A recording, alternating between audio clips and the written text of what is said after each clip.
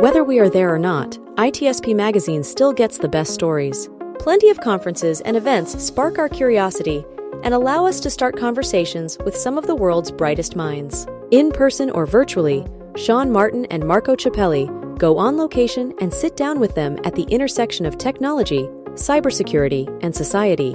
Together, we discover what the synergy of these three elements means for the future of humanity.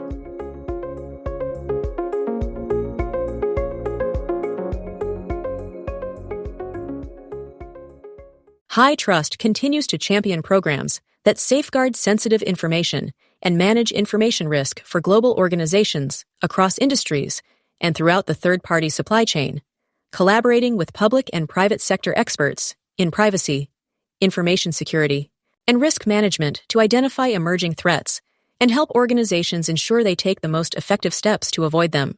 Learn more at hightrustalliance.net. Marco. Sean, where are you? Well, where am I, or where am I headed? I don't know. Where's the cool? Where are the cool kids headed? That's the real question.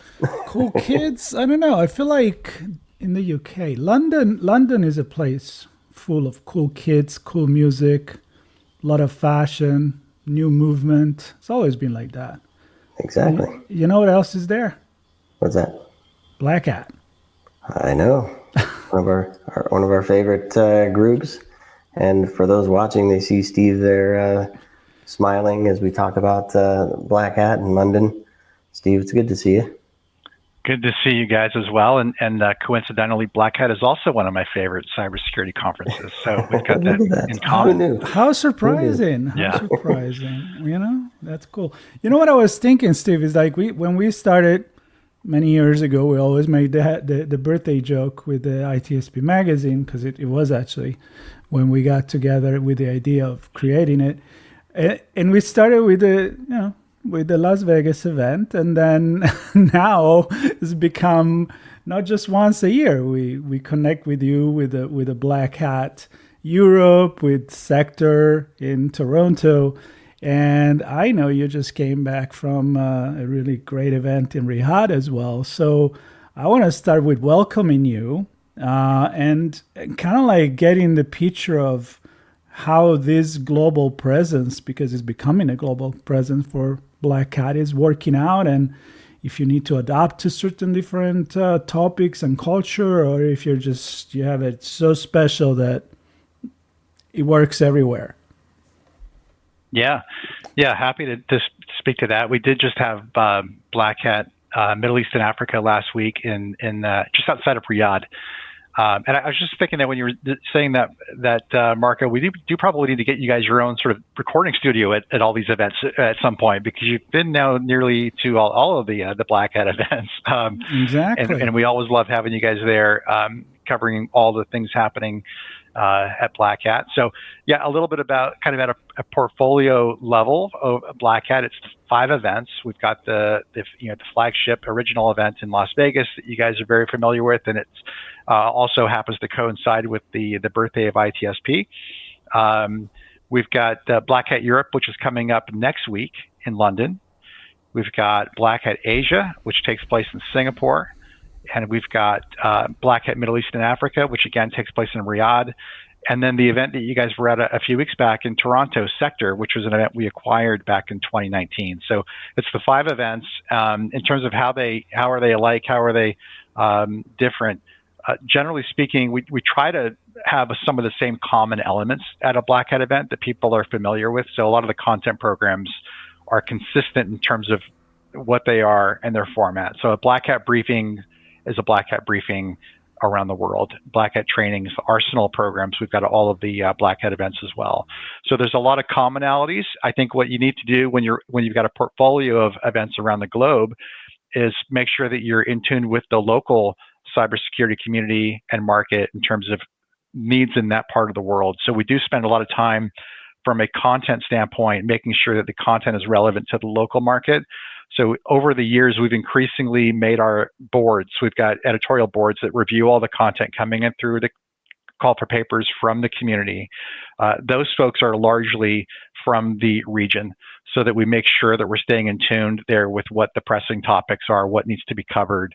So there's a lot that are things about the events that are similar, and yet they each sort of have their own flavor as well, as we see the year progress and go from one event to the next. And I think and then Sean, I'm going to let you go, but I was actually looking at the review board, and I see familiar faces. Zanero is from Italy, and a few others that I know from Europe, and I think that's key, right? Like, get the pulse of the region with people from the region. I mean, I wouldn't say it wouldn't work if it was just one general one, but definitely I'm a big fan of the local that work as a community for the global vision of cybersecurity. So I love that. I think these communities also take a lot of pride in their edition of Black Hat, right? So I think you want it to be more locally driven, and I was just in Riyadh last week for Black Hat Middle East and Africa, and that is a fantastic, vibrant hacker community out there. And as Saudi Arabia is really opening up to the world, it's great to see all the hackers there. We did a huge capture the flag. There is a tremendous amount of focus in that part of the world on cybersecurity for good reasons, right? There's a lot of industry to protect there. And public and private sector interest as well. So it's good to see the event take on a more localized flavor, being driven by a lot of local people as well. And we see that at all of the Black Hat events. When you go up to sector, it's very distinctly a Canadian flavored cybersecurity conference. It's their conference, and it's largely addressing things that are applicable certainly to Canada. There's a lot of more localized Canadian content, but then there's also the global content coming from the research community, and we try to sort of mix it up with a little bit of global, a little bit of more regionalized content. Yeah, and as we do more with you, Steve, and the team in different parts of the world, what I'm really recognizing is the no boundaries, leading edge research. So there's technology used all around the world, maybe some more heavily in some regions than others, but there's technology that drives our businesses, runs our governments, supports society and the cultures that they want to maintain and grow. And then there's the actual culture part of it, which defines how business runs. Business in Singapore is different than business in Australia, Toronto, and so on, and largely driven by policy, which is different in these regions, and also just the way people think and the way they adopt these different technologies, and the conversations change. So the broad research and the leading edge, super important, but then the local conversations revolving around what's important to them and their business and their regulatory landscape and the culture that they live within. It's super important to hear those conversations as well. And that's why I love being part of what you're doing in each of these different regions, because it sheds light on what's really important to the CISOs and their teams and their risk manager and privacy manager counterparts and all the other departments that make business run and government run and society safe, right? Absolutely. I think where we see that most is in the keynote programs and probably also our CISO summits and our executive summits that we run, because you'll tend to see more regional, Fortune 100, Fortune 500 CISOs, at the coming from their part of the world. So therefore, the content needs to be a little bit more geared towards what are the pressing issues in that, for companies in that part of the world. And on the keynote stage, we always try to balance and have a little bit of more of the cybersecurity community visionary, as well as, the Black Hat events are fantastic events as platforms for our overall community and the cybersecurity industry itself. So we always want to have a little bit of policy in the mix as well, and really make sure that we're plugged in and relevant to what's happening at a government level in policy across governments. We'll have Black Hat Europe next week, and that's a big area of focus for us as well. So it's always balancing all the various constituents that come to Black Hat and make sure that we've got the right content for all of them expanding content where we think there's more opportunity to go deeper into specific areas as well, which we've done more of as well this year. So it's exciting. And to your earlier point, I mean, the world is only becoming more digitized, and therefore there's only more things that need to be looked at in terms of security. So it's a platform like Black Hat where we're providing that opportunity for the researchers to come and present their research on how to make things more hardened, more secure to vulnerabilities is so important. So I think that's we only see that getting bigger and more of that coming. So it's ever important that we make sure platforms like Black Hat exist to provide the researchers with that megaphone to get out to the wider community what they're the work that they're doing, the important work that they're doing, and how it can help all of us as a learning. Yep. And that's happening December 9 to the 12th, 2024 at the Excel. Been there a few times. Great location. I usually go there in the summer, so I think it's a little chilly on the river there, but bring your winter coat. Exactly. Okay. Nevertheless, exciting. Have some tea. Cup of tea will keep you warm. A nice cup of tea. Nice cup of maybe a pint of lager. That's always a good thing after the conference, or maybe towards the tail end of the conference. I don't want to encourage day drinking necessarily, but right. But there's always cool a reception. places around there. There's always a reception. Yes. Exactly. So talking about that more specifically, I enjoy sharing your opinion and vision on what's going on in the 5 events that you guys have around the world. But let's dive in. It's that's the moment when I ask you to pick your favorite child and tell me what is sticking out there and get people excited. You can pick 3 this time. How's that? 3, okay. Wow, maybe a couple keynotes in the main stage. I don't know. I only have 34 sessions I wanted to go through with you guys. Happy to pick out a few favorites. Let me start with the keynote program. Kind of start with the bigger picture stuff, if that's all right, and then I'll mention a couple of the briefings as well that jump out for the Black Hat review board.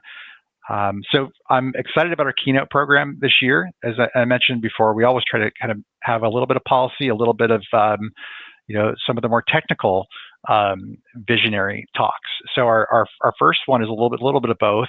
Our first keynote speaker is Frédéric Duzet, who's Director of Geopolitics at Datasphere, or GIAD, at the University of Paris. And Frédéric is addressing a hugely important topic that we hear about a lot in this industry. It's about critical infrastructure and the vulnerability of our critical infrastructure around the globe. The United States recently put out a call to other government leaders and internet authorities specifically around better protecting our internet routing infrastructure from sabotage.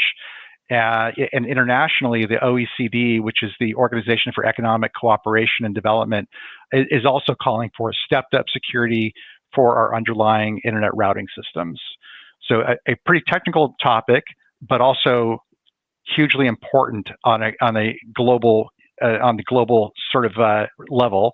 So Frédéric's keynote will speak directly to why this is important, looking at critical vulnerabilities in internet routing today, how proposed technology security changes will better protect the global infrastructure for the future. She's also using, she gave us a little bit of a sneak peek of this, a data visualization where she'll look at routing, internet routing, and the effects of cable cuts.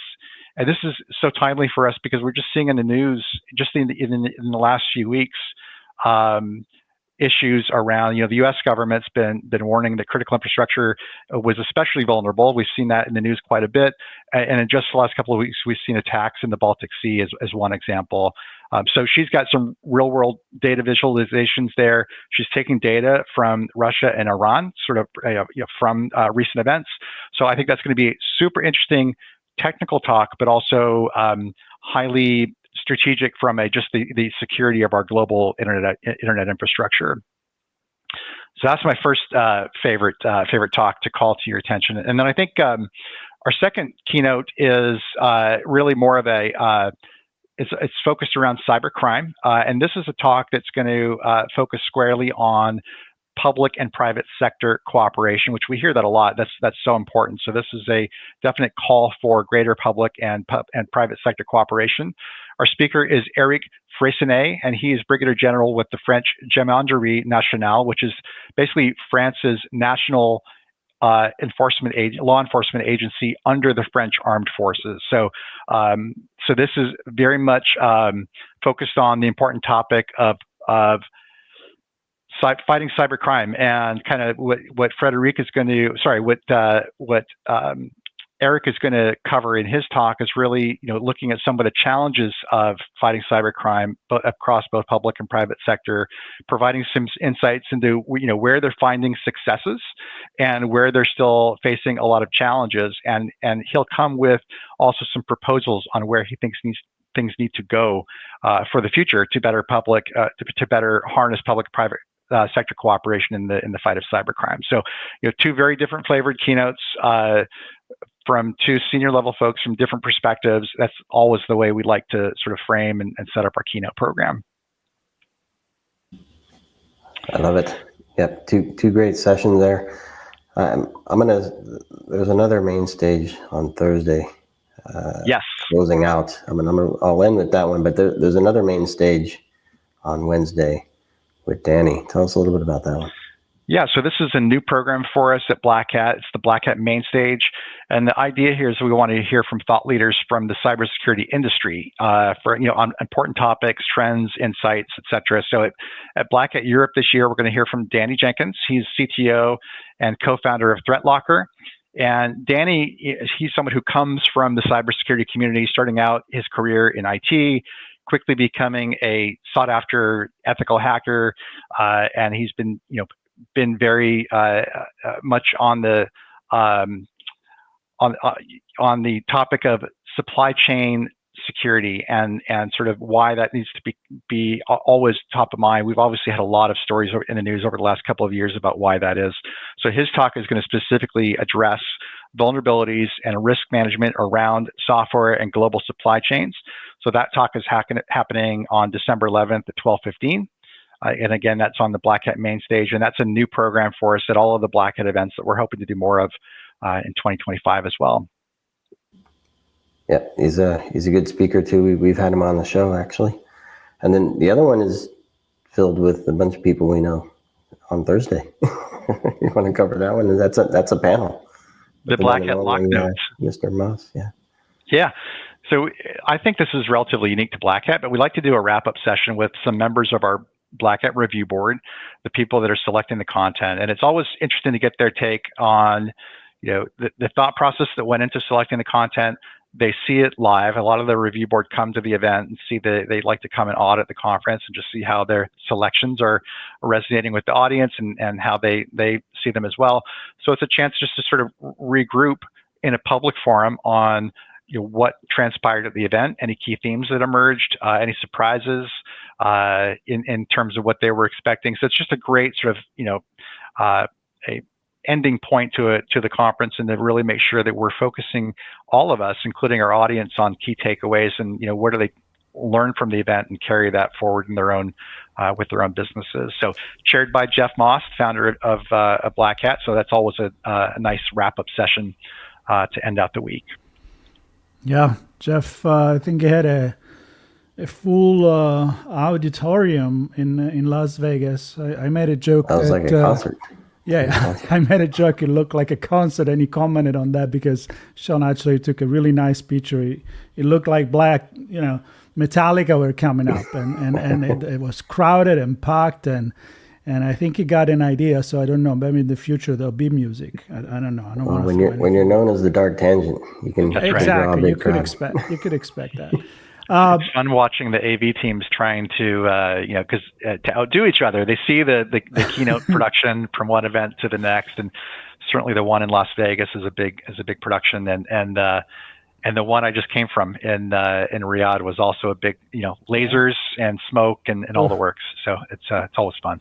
Yeah. Just need to shred a guitar or something yes. like that. Okay, so Summit, Executive and the AI Summit. Maybe a couple of words about that one. Is it similar to the one you had in Las Vegas, or a different flavor there? It is, yeah. So the executive summit is something we've had at Black Hat Europe for a number of years, and as the name suggests, that's really a closed forum for senior level folks, cross industry, some public sector, some private sector, and it's Chatham House rule. So it's the intention is more of a closed door session where these leaders can speak their mind, speak candidly.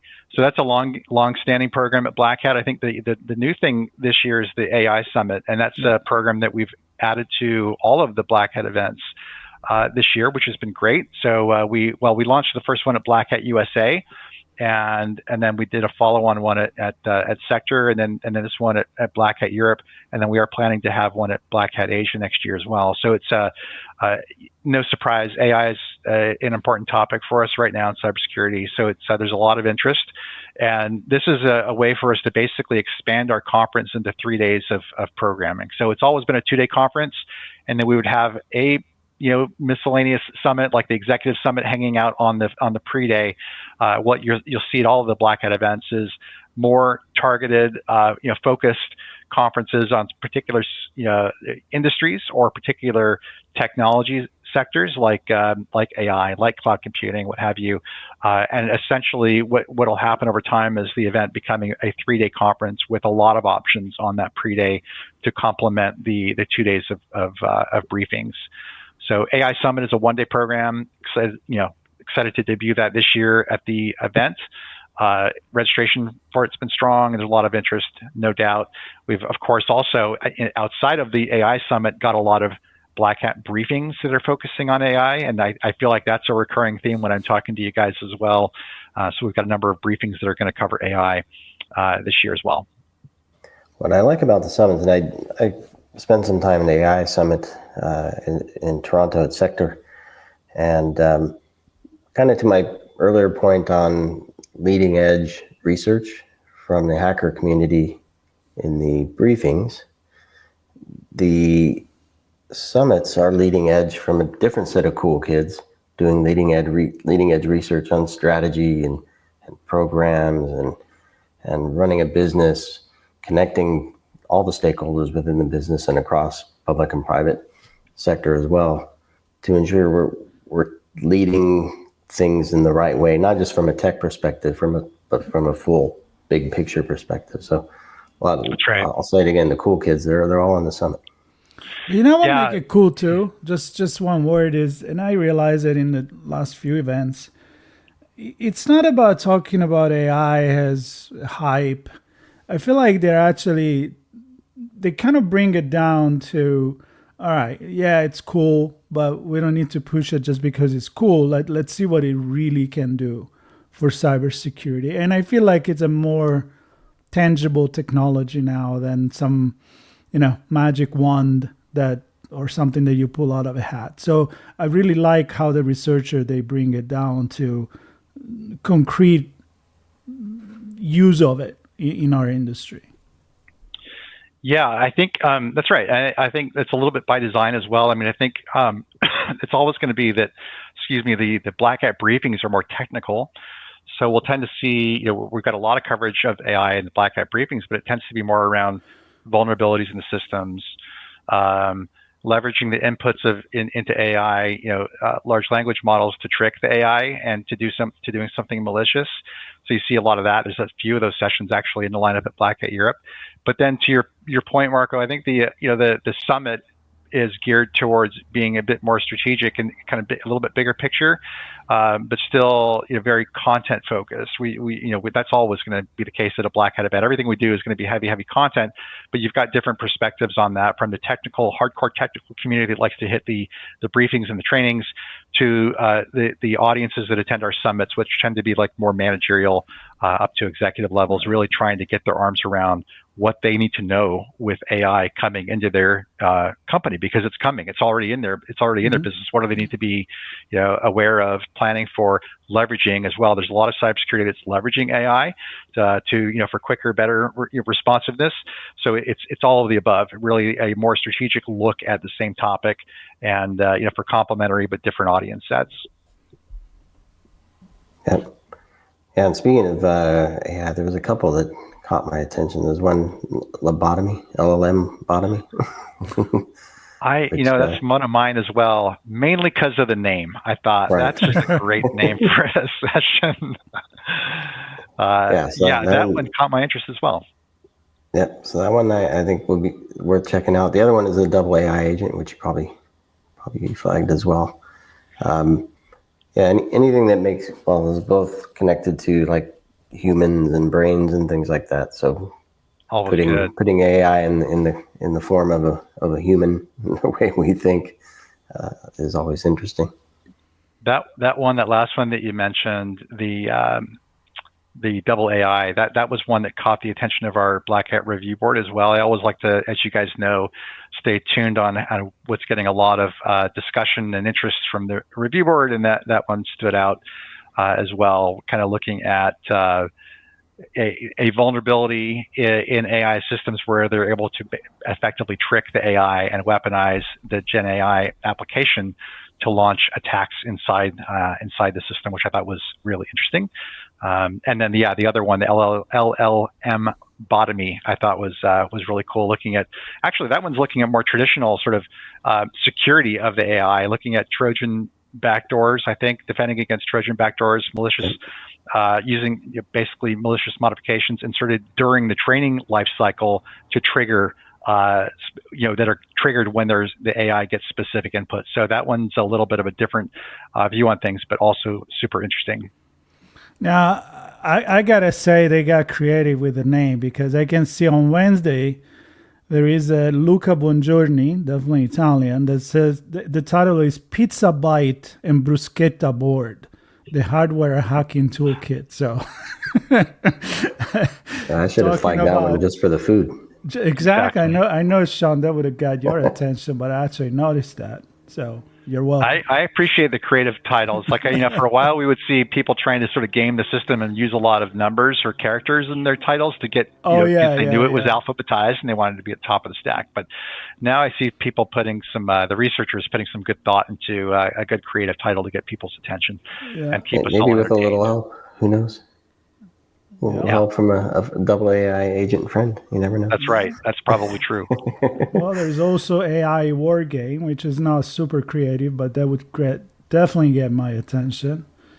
And a lot of AI for sure. I mean, I would have definitely. I'm gonna miss not being there and have this conversation, but we'll definitely try to do some planning for next year. We'll have there were two more that caught my attention. All right, well, get me some bruschetta, and then I'll have to go visit my parents as well.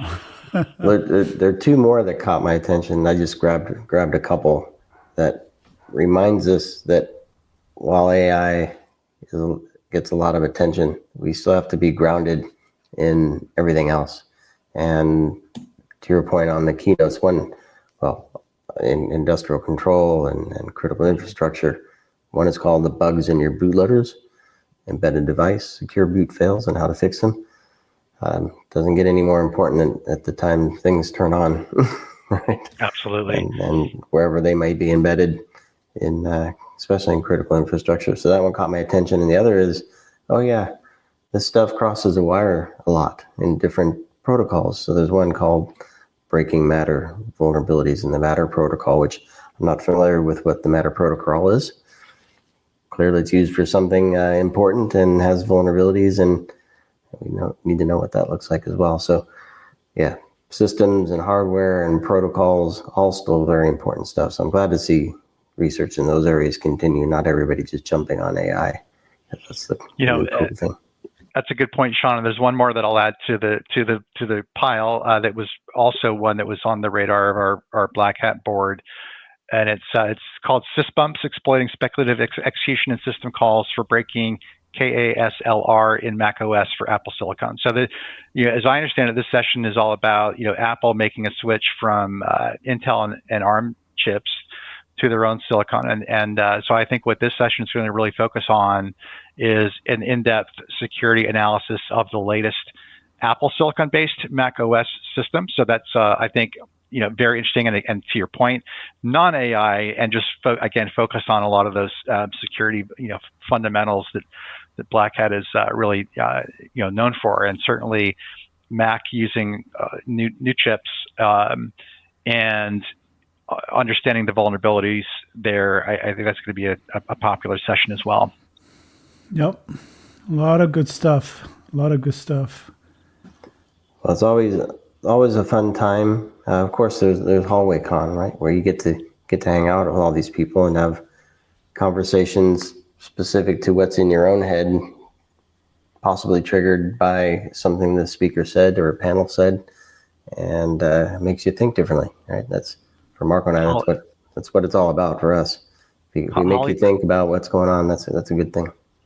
Yeah, Hallway Con is always great at Black Hat, and then we've got some more formal forums for that too this year at Black Hat Europe. Sean, we've got our community lounge, which you probably saw at Sector as well. And the idea here is we hear from our community that they want to get more chances to talk to some of the thought leaders at the conference and people that help shape the agenda. So we've got in our community lounge different meetups scheduled where you can meet with track chairs or speakers, in a kind of more informal forum, but slightly more formal than running into them in the hallway.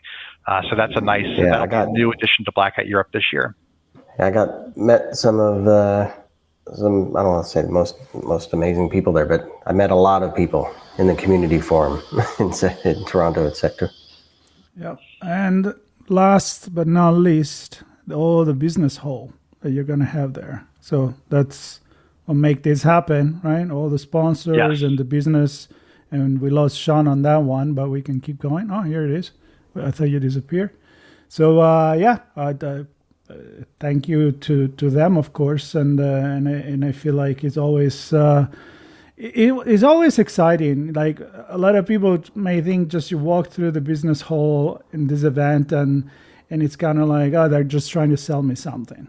I gotta say that I usually meet really cool people that sometimes are really there just for networking and not obviously to try to taste their latest flavor and sell you a bag, because it's not something that you buy on the spot oftentimes, but they're there to introduce some innovation, and that's also the core of everything that we do.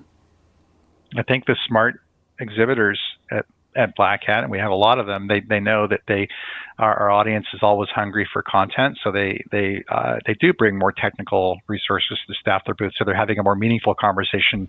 To your point, Marco, it's not sort of the fluffy stuff. And then in addition to all of the vendors that are on the Black Hat Business Hall, we've also got a number of editorial programs as well that help there. The Black Hat Arsenal is there this year, which it always is, and those guys do a great job of bringing the latest open source tools for basically a show and a bit of a show and tell. That the developer of the tool is there to demonstrate what the tool does. The tools are often made available to the community by open source platforms, so that's also just a huge opportunity for attendees in the business hall or any of the attendees to really understand some of the free tools that are out there, which everyone loves free tools. There's also a lot of free sessions that happen in the business hall that we make available to everyone as well. So there's definitely something for everyone. And we've got our bricks and picks kind of fun things on the floor as well. That's happening at Black Hat Europe this year. That's as the name suggests, it's an area that's a little bit more interactive and focused on two things. It's lock picking, which our community loves to pick a lock, and then secondly, it's Lego. And who doesn't love Lego? And we've been doing this at a lot of the Black Hat events, and they do these sort of collaborative builds of large mosaics in Lego, and it's a lot of fun. So that's something to check out as well. It's definitely getting popular again. It was popular when I was a kid, but now it's an all different world. I mean, when I was a kid, you will build a castle. Now they're like, Star Wars and incredible engineering going on. So I can see the hacking community getting excited about that kind of stuff for sure. Well, all of this is going to happen really, really soon. Again, December 9 to the 12th, 2024 at the Excel in London. And I guess, Sean, we should make a commitment right here, public, to try to be there next year and maybe follow follow the black hat wagon around and That's the plan. See how we can support, as we love you guys and we love what you do for the community and bringing always new people to get interested in this. So yeah, well, likewise, we love what you guys do for the community as well. We'll get a chance to chat with a few of the folks as well.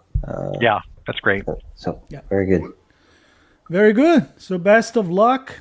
And for everybody listening, as Sean said, stay tuned, because even post-event or during the event, we'll try to connect with a few people, possibly some keynotes and some people that are going to speak there. And so stay tuned, subscribe, and we will bring you what we can, even if we're not going to be there. Sure, of course. Go to the Excel. Not everybody can. And so for those that cannot, we'll be your eyes and ears as much as we can. Thank you, Steve. Always a pleasure. Marco and Sean, thanks so much. And I guess, Sean, I'll be seeing you very soon. And Marco, until next time. But always a pleasure speaking with you both. Yes. Take care. Thank you. And thanks, everybody, for catching this episode. There's more coming. Stay tuned on ITSP Magazine.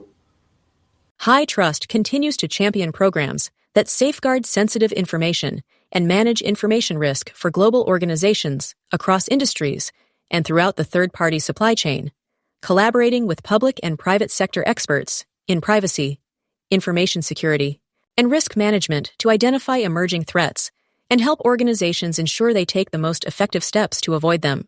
Learn more at hightrustalliance.net.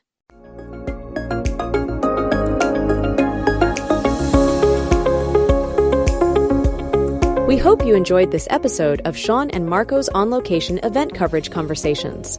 Please take a moment to give the show a good rating and leave a comment.